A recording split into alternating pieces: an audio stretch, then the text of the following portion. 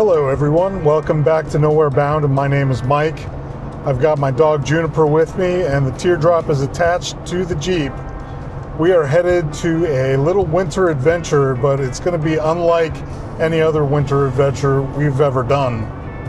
We're actually going to be camping at a winery. Current temperature is 20 degrees Fahrenheit. The forecast says it's going to drop down to a grand total of 0 degrees Fahrenheit overnight. It's going to be a cold one. With our tiny little Teardrop, we've got lots of efficiency, and it's only going to require a little tiny bit of energy to keep us warm in there. I've got us loaded down with multiple sources of heat, including the electric blanket, the diesel heater, a ceramic heater, a dog, a down blanket, and the furnace that comes with the camper, because tonight we're going to have electricity thanks to our gracious hosts. The name of the winery we're headed to is called Dutch Creek Winery. They specialize in mead, which is honey wine, but they also have a variety of hard ciders and lots of other fun stuff.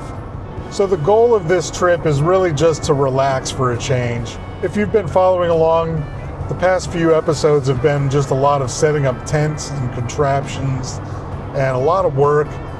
For once, I just want to be kind of lazy and really enjoy myself in these cold temps. I already know that we're going to be comfortable and cozy in the camper overnight, but nothing sounds better to me than sitting down and enjoying some libations and hanging out with some good people at a winery. So the winery is not the type of camping where you can call and book a campsite. They use the third-party app called Harvest Hosts, which is sort of like an Airbnb for camping. What it is basically a network of wineries, breweries, museums, public parks that offer campsites for people. There's a subscription fee to join Harvest Hosts, but the hosts themselves usually don't charge you for camping unless they have electricity or some other amenities. But the proper thing to do if you camp at a Harvest Host is to spend some money at their business. Usually around $30 is the recommended amount. You can spend as much as you want. I've spent as much as a few $100s in the past. Dutch Creek Winery is owned by Paul Friedman and his wife Cindy. As soon as I arrived, Paul greeted me with an extension cord and helped me get my camper hooked up to the electricity. After that, I headed inside for a tasting and to get to know Paul and Cindy a little better and listen to their story. The winery really came after we got the property. We started getting the property in 2007, halfway through my career with the city of Columbus. I wanted to get out. I wanted to, always thought about getting land, had just met Cindy online, and when she mentioned getting land and where would you want to go, we were both off to the races, checking the internet, looking for ads, all the different websites to find raw land that was unimproved because we wanted the homestead from scratch. We both came across the same small listing, 35 acres outside Athens. And a couple days later, I made an arrangement to come down to see it. Within a half an hour, we shook on it. Once again, not what you're supposed to do. Yeah. And as a person that prides himself on doing the wisest of things, yeah. I took an opportunity to do something that was a little more spontaneous. So we found the land in 2007 and started homesteading. Within a year of getting the house in the bridge and really starting to develop a small hollow that we settled in, we started getting bees and started keeping them and getting honey. How many hives? We started off with 2. Okay. It was a relatively small operation, but it got us plenty of honey. Well, more than the 2 of us should have or could have used. So we started getting a lot of, and this story is not unusual. You started to get the honey, and the first time we did an extraction, and we got the bucket of honey, much like Pooh Bear. I kept eating the honey out of the bucket, and wiser, cooler heads kept warning me, stop it, you're gonna get sick. And I ate until I got sick. That's how this started, because we started making baked goods, honey ice cream, honey cookies, cooking with honey. It is good in everything, but when you go to take your first flight with your new bride and you realize that your flying clothes don't fit and you don't quite fit in the seat like you used to, we realized we had to find something with a longer shelf life than just baked goods. But honey also has some medicinal qualities, doesn't it? Like, it helps with allergies, right? Stuff. Because of the pollen. Yeah, you get the honey in the from the region that you're in and stuff, because it collects all that. They collect all the pollen and stuff. So that kind of helps you build up an immunity to, the things that cause you to have allergies to. Yeah, and you can make wine with it. And you can make wine with it, because that's where we started. We had the equipment out. We did a cider experiment. It was okay. Since the equipment was out and home brewing at this point, we decided to make honey wine. Honey itself will never spoil. Honey bread will. And we found a nice medium ground with the honey wine. Now at this point, every batch does have honey from our farm. We're up to 10 hives, but we do supplement with FFA programs, Future Farmers America. We buy from the local chapter when they have honey available. And if not, there's one out in Northwest Ohio we buy from. We are distributed statewide in Ohio and West Virginia. So one of our largest retailers is the north side of Columbus. Oh, okay. It's a relatively seasonal market here when tourism is not, this time of year when tourism is not at its height, the distribution helps pay the bills. I wish my father were here to talk shop with you, because I could just imagine the two of you. He just goes on. He loves it. What makes it interesting to me, it's the only non-domesticated animal we keep. Yeah. We can debate about cats, but bees are the only ones that we haven't fully domesticated. They are still wild, and yet as humans we keep them for honey, for propolis. Yeah. So there's a lot of products to wax, but they have a mind of their own, and that's one of the things that actually attracted me. Yeah. All right, so this is our flagship. So this is American mead, sort of Chardonnay style in flavor. It is a dry mead, so just honey, water, and yeast. Yeah. It's traditional in that it's just honey, water, and yeast. It is, my goal here was not a sweet mead. There's plenty of sweet meads on the market. Traditionally, as I said, ice or dessert wine sweet. My goal was to come up with something similar to a Chardonnay. A little malolactic, a little buttery. So it's not a true 100% dry wine, but we call it dry because when compared to traditional, more common meads on the market, it is not cloyingly sweet, well balanced, something you can cook with, something you can pair with dinner. Now, I did have a little taste of this off camera, and it is delicious. Very Chardonnay-like, and it's got that buttery quality that we were talking about. Yeah. It's very, very good. Our goal was balance. Thank you. I spent the next couple of hours chatting with Paul and Cindy, tasting their wide variety of meads and ciders, and just having great conversation. It was really nice to get to know them, and then I topped it off with this incredible hot honey pizza. It definitely hit the spot. Well, back in the camper, Juniper is all snuggled up here. She's been staying nice and warm, and the current temperature is 60 degrees. I do have some headroom on the heater to turn it up a little hotter if I want to, but it actually feels comfortable in here compared to outside, because it is currently 3 degrees Fahrenheit right outside this door, and it's going to drop down to -3 according to the forecast. This is getting into the really bone-chilling cold temperatures. Some of you are going to say it's not really cold, but to me, that is extremely cold. However, in this camper, we are cozied up and it's nice and warm. The walls feel a little bit cool. These campers are very well insulated. The windows are double pane acrylic, and they do a great job at keeping the heat in even when they're open like this, which is great because we have a nice view of the moon and stars right here while we lay down and drift off to sleep.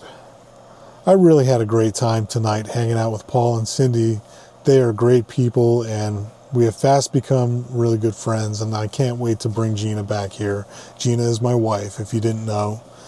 Gina doesn't like to go camping with me in the Teardrop because of the lack of a bathroom, and I actually have to address this, because with Harvest Host, one of the requirements is your RV needs to be self-contained, and that is why a lot of people assume that you can't use Harvest Host if you have an RV. Well, the workaround is, if you are willing to utilize a container in your Teardrop to capture your waste while you're hanging out in there, which is what I do. I call it trucker style.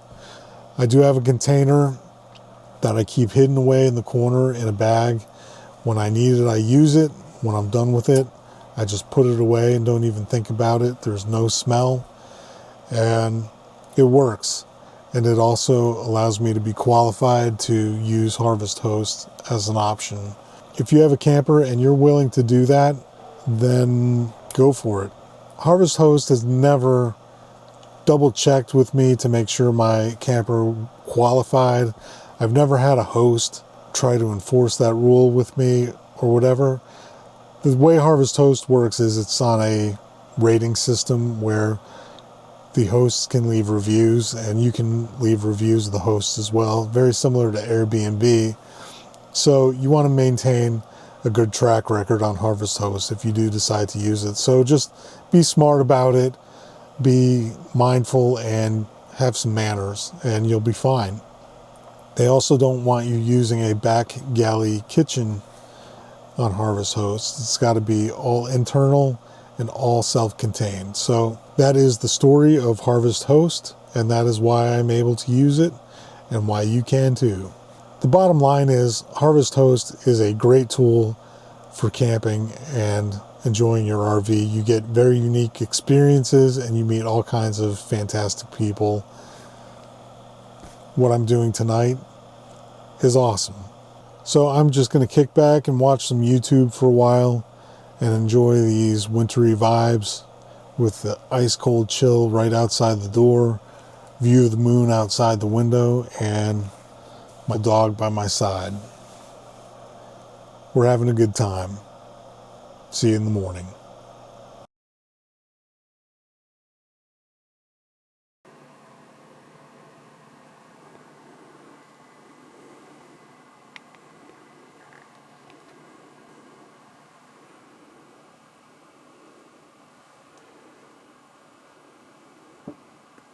Alright, so here's the situation. It's about minus 11 degrees outside Fahrenheit. My main furnace in the camper, the factory furnace, died. It now has an E1 error code. And when I discovered that problem, it was 60 degrees in the camper. That was about maybe 10 minutes ago, and it's now 55 degrees. So the temperature in here is starting to drop. We're okay. I've got an electric blanket on, my alpaca blanket. Juniper is laying down here. Here she is. She's under the down blanket. So we're warm, we're safe, we're fine. The question I'm asking myself is, what do I do now? Because there's still more filming I wanted to do with the drone. I'm not really ready to leave yet. I could just start the Jeep and get rolling down the road, but I don't think I want to do that. I could get the buddy heater and bring it in, but that's kind of a pain, and it will just add condensation to these already drippy walls. I mean, look, we've got a condensation on the ceiling there and there, more over here. Check this out. Look at this.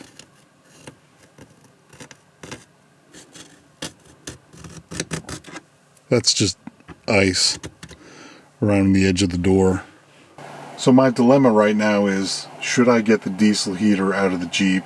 It's really going to suck for a few minutes while I'm out there dealing with it and getting it wired in, but I'm going to let a lot of the heat out of the camper while I open these doors. So I think it's going to be worth it though. I'm just going to suck it up, get out there, and get that thing wired in. One thing I do know is that I cannot rely on that factory heater anymore. I'm either going to have to replace it or get it fixed or something. I don't know. But this isn't good. Do you want to go outside and go pee-pee into the frozen tundra? It's very, very cold out there.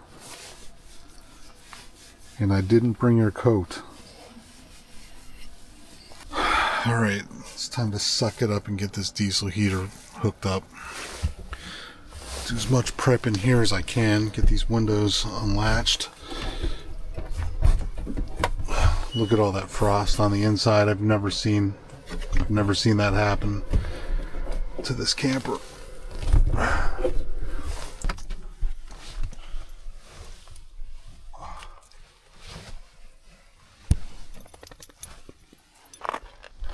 Left my tripod out here. It is a beautiful, beautiful morning. Not a cloud in the sky.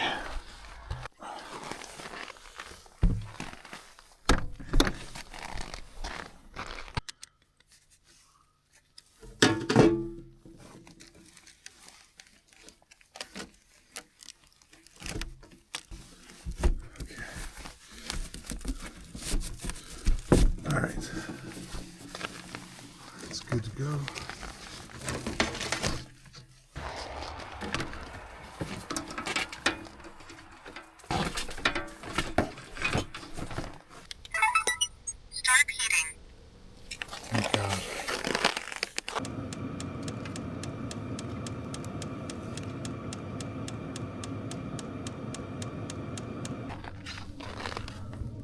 Oh man, it is so cold, but the diesel heater is kicking. We're gonna be nice and toasty with no worries for the rest of the time here. Whew.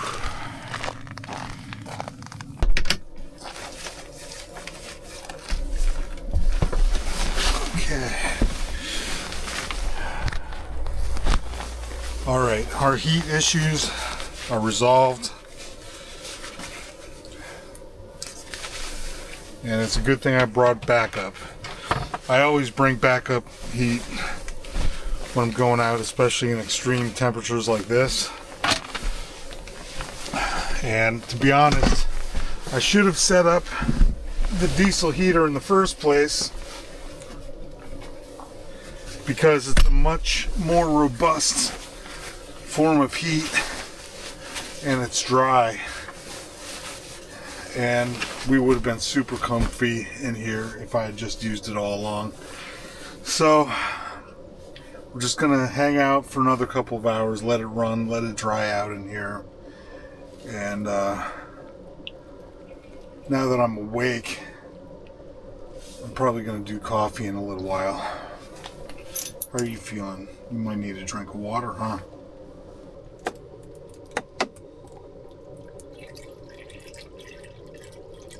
Want a drink?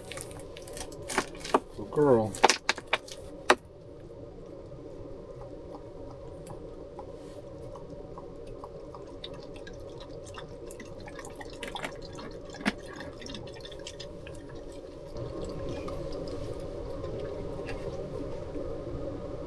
I'm just kidding. I'm kidding. Want some more? Are you good? Do you want some more? No? Okay.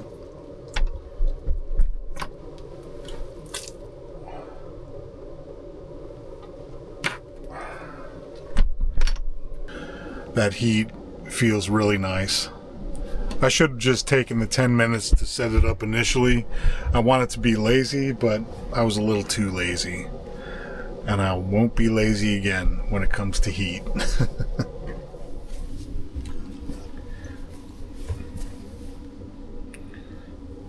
Good girl.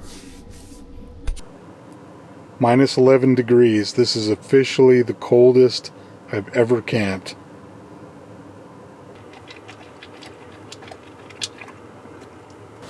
All right, it's a little bit after 8 a.m. The sun's coming up. There's a crystal clear blue sky out there. The diesel heater's been running for a couple of hours. I've had it running at 70%, and it really knocked all of the chill out of the air in here. It is such a more superior heating system than the stock furnace that came in this camper. In fact, I think I'm going to retire the stock heater from this point forward because there's really no point. The only disadvantage to the diesel heater is the way I have it set up with the board in the window. I'm losing a window essentially. So maybe next winter I might think about putting a portal in the side of the camper to run a duct. That being said, a lot of people have suggested that I mount the diesel heater in the camper somehow, and while that seems like a great idea, with the diesel heaters I've been using, the fuel pump is just a little bit too loud. It does that constant ticking, and it actually resonates in the camper a little bit, and it becomes annoying and a little distracting. Right now I don't hear the fuel pump at all with the heater on the ground the way it is, and it's really no problem setting it up. It took me 10 minutes in 11 degrees below zero weather. If it were windy, I can't imagine how miserable it would be out there right now, but we have nice calm winds, clear skies, and it's absolutely gorgeous, and it's wonderful to be out here and to be able to enjoy this without suffering. I can tell you from experience, having a larger camper with single pane windows and a slide out and stuff like that, the cold air just seeps in constantly, and you're burning tons of propane trying to stay warm, and it's never really warm. Right now, I mean, I don't even need to wear this fleece. I could be in a t-shirt in here and be totally comfortable. So, diesel heater for the win. I mean, it is like the superhero of camping heat systems. If you're new to diesel heater technology and you've been a little bit intimidated to try it like I was, just take the plunge and go for it. You won't regret it. And in fact, I have a link in the description for the diesel heater that I'm using on this camping trip. I've got a discount code. Go check it out. Okay, it is coffee time, and I was going to make some breakfast in here too, but my eggs broke. So I'm not going to make eggs, but I have plenty of leftover pizza. I'll probably just grab some of that. It was delicious, and I'm actually looking forward to eating more.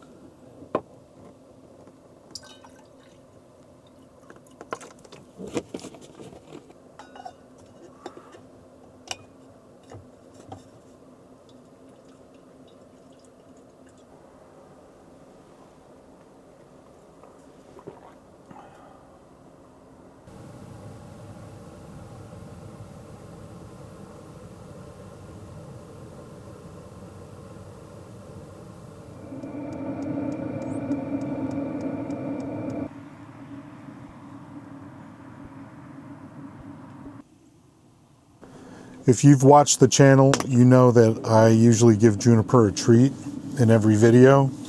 On behalf of everyone who bought us a coffee or a treat on buymeacoffee.com, all of the people on the screen right now were kind enough to support the channel that way. And Juniper's treat today is going to be my failed breakfast. I brought these eggs and they fell out of the cabinet and cracked. So Juniper gets raw eggs all the time. She loves them. And this is going to be her treat. Here you go. You can have it.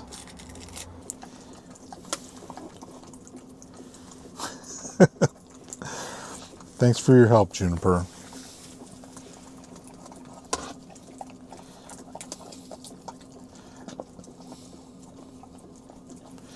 Even if she eats a little bit of eggshell, that's not going to hurt her. Is that good? So I want to thank everybody for your kind support. It really does help the channel to keep going.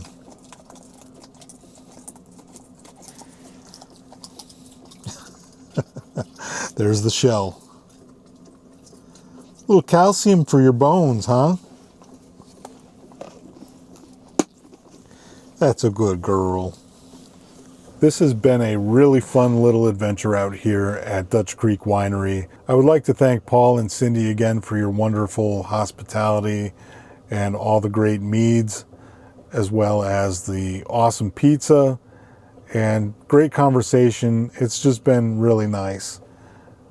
Harvest Hosts, this is why I love it. It's experiences like this. I'm not sponsored by Harvest Host, but I do highly recommend it for unique RV camping experiences like this. The diesel heater really saved our butts out here.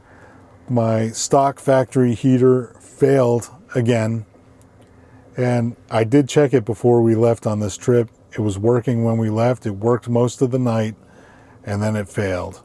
The diesel heater has never failed me, and it's going to be the go-to heat source from now on for winter camping. There's a link to that in the description if you're interested. I want to say thank you to all the Patreon subscribers, as well as the people who bought coffees and treats on buymeacoffee.com. You all are awesome, and we just appreciate you being here and watching the videos. So we'll see you again nowhere soon. It'll probably be somewhere cold, and if it is, that's okay. Take care, everybody. Be good to each other and get outside. Get out here to Dutch Creek Winery. You won't regret it. Peace.